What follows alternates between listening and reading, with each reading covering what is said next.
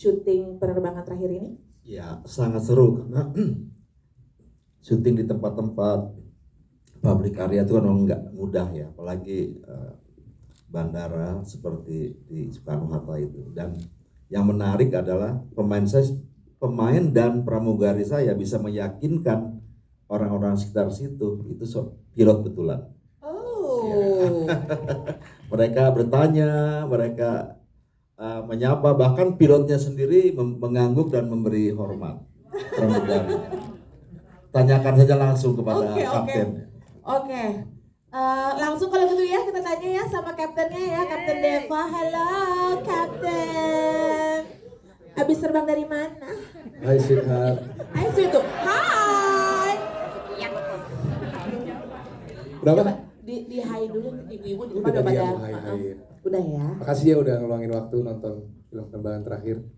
Iya. Kalau kalian suka, bantu share ke teman-teman yang lain. Nonton lagi nanti tanggal 15.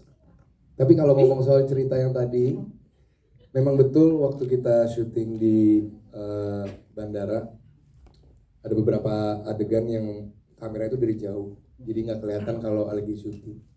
Dan ada satu kejadian di mana kita lagi jalan rame-rame, aku sama co-pilot aku dan bersama pramugari yang lain.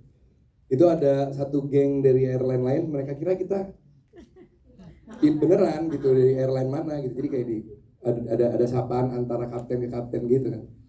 Oh gitu, ngangguk-ngangguk gitu. Iya, lebih. Oh, ayo Cap. Oh. Nah, tapi kalau Jerome sendiri nih sebagai seorang manusia pada umumnya, Jerome itu apa gitu? Apakah suka mabok laut, darat atau udara? Atau mabok durian jangan-jangan? Nggak usah dijawab, itu terlalu personal ya. Mabok cinta kan? Mabok cinta guys, wow. Jerome, tapi ngelihat karakter Kapten Deva tuh seperti apa sih? Lu gemes juga nggak sebenarnya? Ya sangat. Jadi Deva adalah buaya udara. Oh, bukan buaya darat ya, buaya udara. Di atas bersayap ya. Dan pertama kali aku dikasih kesempatan untuk baca naskahnya, ya pasti aku ngeliatnya wah ini orang nggak bener nih, sakit nih. Tapi justru karena dia sangat berbeda, itu menjadi sebuah tantangan buat aku dan ada keseruan buat aku sendiri untuk menemukan sweet spotnya Deva itu seperti apa untuk ditonjolkan gitu. Jadi aku justru malah seneng kalau dapet yang orang-orang nggak jelas kayak Deva gitu. Oke. Menurut Jerome sendiri, kalau red flag bisa dinilai si Kapten Deva ini berapa nilainya? Waduh. Dari 1 sampai 10. 100 kali ya. 100. Iya benar-benar ya. 10. Tapi pernah ketemu bentukan kayak si Kapten Deva ini? Lu belajar gimana sih cara mengembrace, merasuk ke dalam si Kapten Devanya tuh apa, pelajaran apa yang lo lakukan? Yang pasti kita pertama-tama berangkat dari naskah dulu, ya kan. Naskah udah ditulis dengan sangat apik, kita berangkatlah dari situ. Tapi tentu kita juga perlu nge-moldnya gitu, kita perlu ngebikinnya jadi seperti apa. Dan biasanya kalau aku ambillah dari beberapa referensi, antara itu dari film lain atau dari orang-orang yang kita ketemu di sehari-hari gitu. Oh, studi banding gitu? Iya gitu lah. Oh oke. Nanti ya kalau pada mau nanya ya, ada gilirannya ya. Oke. Berarti buat Jerome sendiri lo menikmati menjadi kapten? Sangat. Kapan lagi kita bisa memerankan seseorang lain, memerankan orang lain. Dan di sini kita bisa memerankan orang lain yang kalau lu sebagai orang itu di hidup asli itu sangat nggak baik kan, itu kayak betul, orang jahat. Tapi di sini kita hanya memerankan dan dapat kesempatan dan bisa di dalam sepatu yang mereka tuh rasanya kayak kesempatan aja dan seru gitu. Oke. As a person, sebagai seorang Jerome, menurut kamu, what do you think about men in uniform? As a person? Yes. As a man ya? As a man. Ya rapi aja. Rapi tuh. Kalau orang pakai seragam, itu ada wibawanya tersendiri. Betul. Dia harus menghargai seragamnya itu. Ketika contoh di sini pilot, ketika orang memakai baju pilot, berarti dia sudah terbukti, dia sudah melewatkan banyak hal untuk bisa memakai baju itu. Bukan kayak yang gadungan-gadungan kemarin gitu ya. Oh ya benar. Tapi beneran yang dia udah bisa pakai baju itu karena dia udah melewati banyak hal, dia udah belajar, dia udah jam terbangnya banyak, makanya dia bisa pakai baju itu, memakai uniform, dan pasti kita sebagai orang yang pakai uniform tuh punya kebanggaan sendiri sih.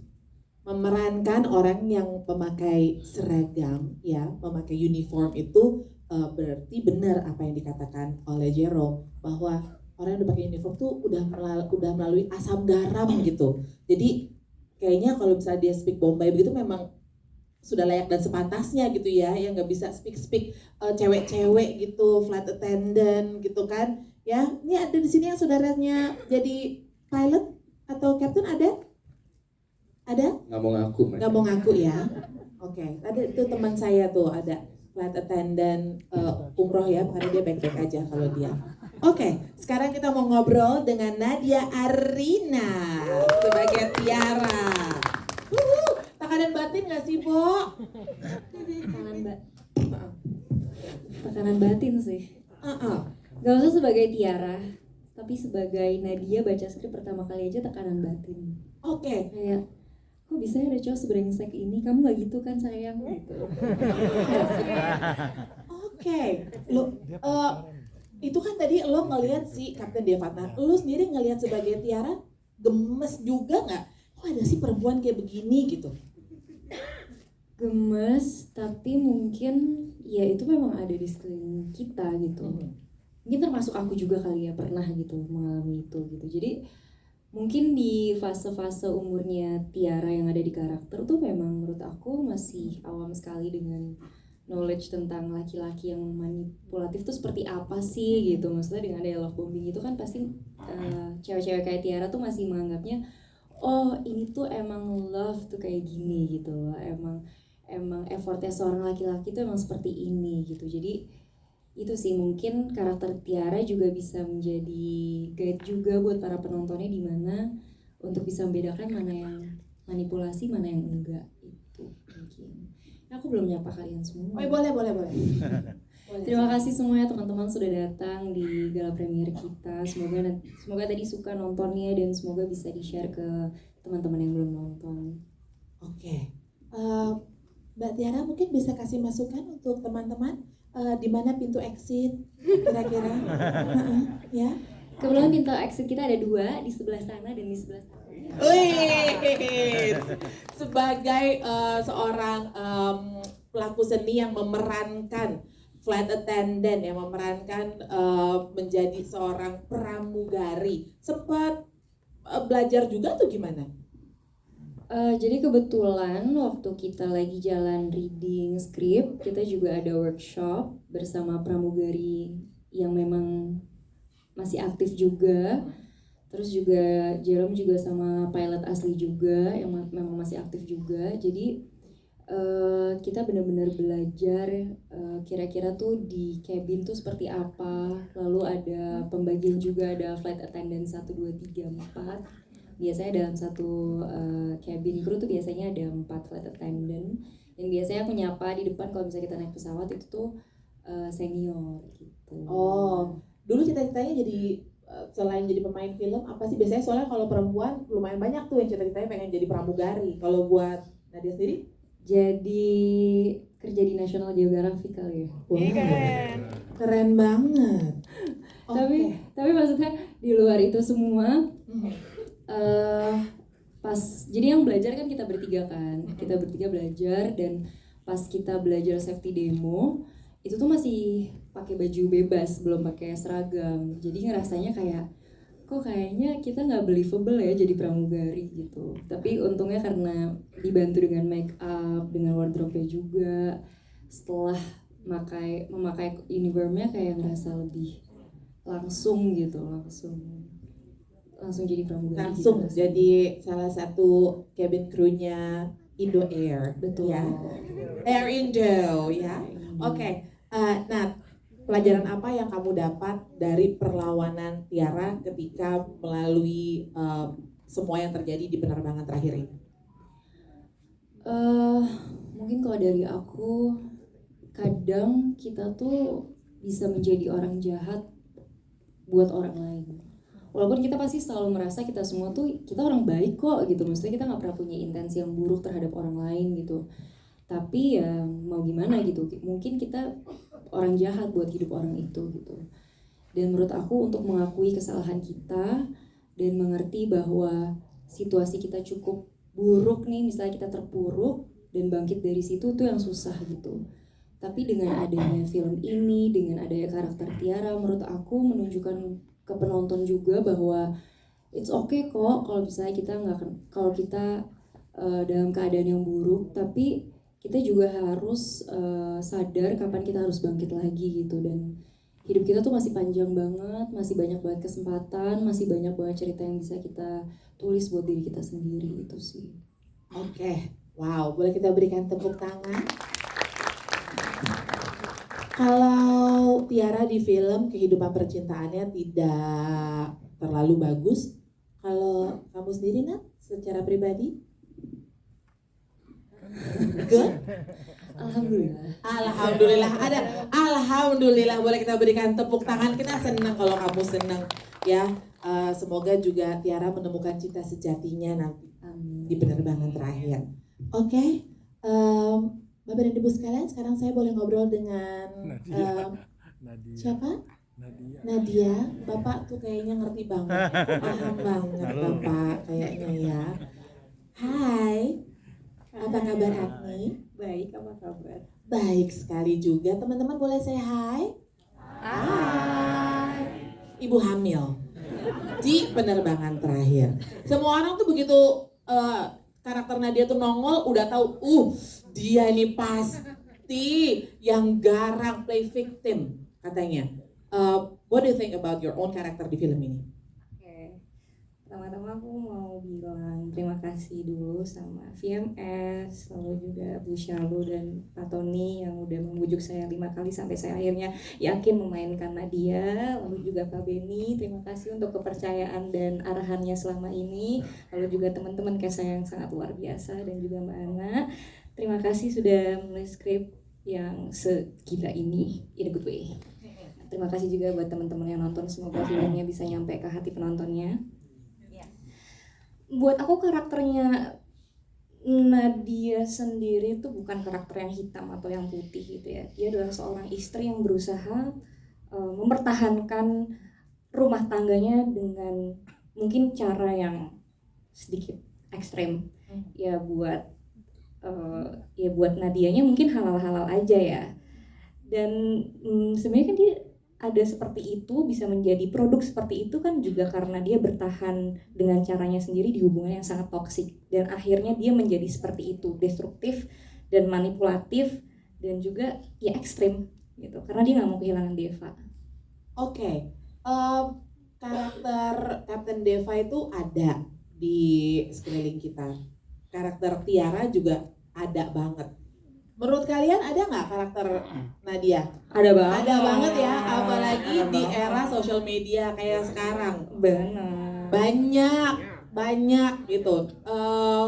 Gimana caranya untuk, karena walaupun karakternya banyak, macamnya banyak kan jadi relate sama orang nih. Gimana caranya karakter ini hidup? You know what I mean? Maksudnya karena udah banyak contohnya di luar sana, gue nggak bisa nih sembarangan nyajiin begitu aja gitu. Ini harus nempel, kena banget. Apa yang kamu lakukan supaya karakter ini nyebelinnya dapet, terus habis itu relatable juga gitu untuk yang nonton? Jujur, being the truth aja sih. Kayak aku nggak takut untuk dibenci, tapi aku berusaha menampilkan supaya penonton tuh ngerti sebenarnya dia kayak gitu tuh karena dia punya luka yang belum pernah sembuh gitu. Jadi berangkatnya memainkan Nadia ini adalah dengan ketakutannya sendiri itu, ketakutan akan ditinggalkan karena dia bertahan sangat lama di hubungan yang sangat toksik itu lagi. Oke. Menurut kamu Deva itu terpampang nyata red flagnya, tapi dia ada green flagnya juga nggak sih sebenarnya? Sebenarnya kalau misalkan buat Nadia gitu ya, seorang istri yang influencer gitu ya, punya suami seperti Deva itu leverage buat dia.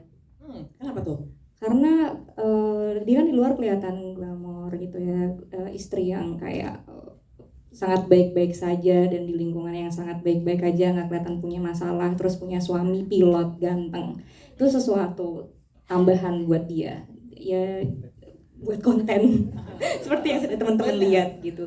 Ya mungkin itu ya green flagnya dia ya, ganteng aja gitu. Ganteng tuh green flag ya sih. Itu Teman-teman nilai jangan ya, tambah. teman-teman jangan ya mau ganteng tapi kalau sifatnya kayak Deva mending tinggalin aja daripada nanti kalian yang rusak. Apa namanya, terlepas dari apa yang Captain Deva lakukan nih untuk Pak Tony, pengen tahu deh, ini kan karakternya Nadia nih juga relatable banget, banyak banget contohnya seperti ini gitu. Nilai apa sih sebenarnya yang disampaikan oleh BMS Studio dengan karakter-karakter yang ada banget di luar sana dan ini kuat-kuat gitu karakternya? Pokoknya kita berangkat dari sebuah konsep, dari sebuah ide, diskusi dengan Ana dan Mas Benny. Akhirnya kita mau menampilkan film tapi dengan karakter yang sangat real dan ada di luar sana seperti kamu bilang. Jadi research yang sangat mendalam. Gimana sih Mas kalau umpamanya ada perempuan begini, tingkah lakunya begini, lakinya begini, reaksinya. Akhirnya sama Mas Benny berdua duduk lama sampai draft 12, draft 13. Akhirnya menemukan karakter yang kita mau buat. Sifatnya gimana, tingkah lakunya gimana, emosinya bagaimana. Dan itu semua terdeliver ya dari penggarapan Mas Benny, dari actingnya Agni. Dan Agni ini mungkin satu-satunya cast yang kita nggak casting ya Mas ya, langsung dipilih. Wah ini karakter. Why, Nah, Pak? itu Pertama guys. karena aku udah kenal Agni aku udah lumayan lama.